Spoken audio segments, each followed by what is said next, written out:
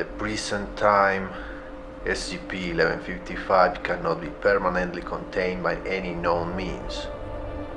Approximately every 2 to 4 months, SCP-1155 has been observed to spontaneously relocate itself to other urban environments, moving as little as 15 meters from its current position, up to a maximum observed distance of 800 kilometers. These relocation events can also be triggered by damage to the surface that SCP-1155 adheres to, interruption of an attack, any attempt to reduce the size of SCP-1155 confinement space to prevent visual contact. Therefore, current containment efforts are centered around swiftly ascertaining SCP-1155 new location and isolating it from public view. When such a relocation event occurs, Mobile Task Force P1 should be immediately deployed alongside local assets to locate the new site as quickly as possible, re-implement containment procedures, and detain any witnesses. Survivors of attacks should be detained, and injured witnesses may be administered Class A amnesiacs and then released.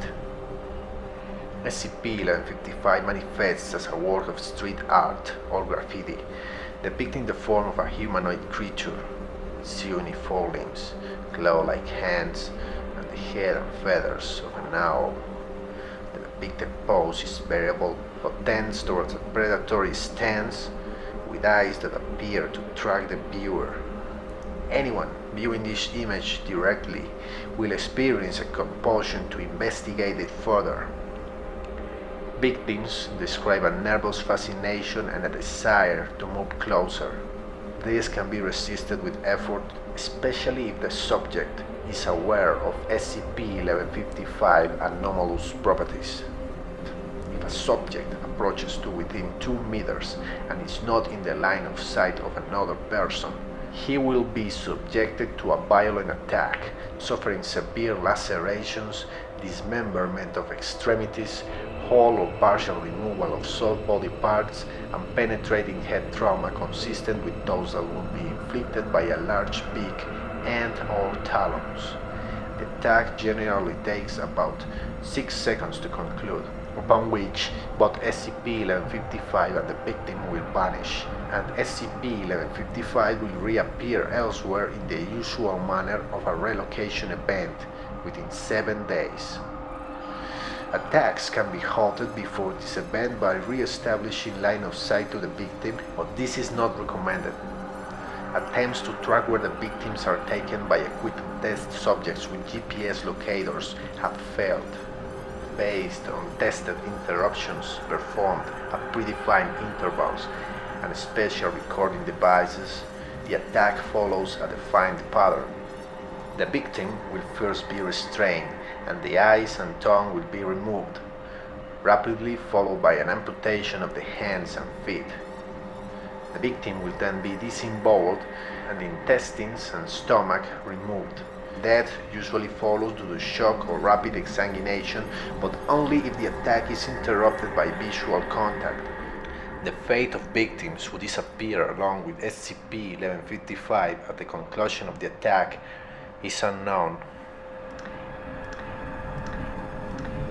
Elements of Mobile Task Force P1 located SCP-1155 in an abandoned subway station after most recent relocation event.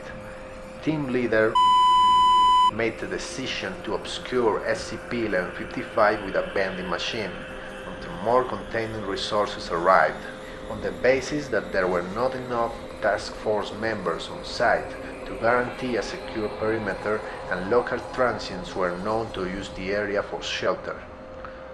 SCP-1155 immediately displays to a nearby children's playground, causing casualties before it could be again located.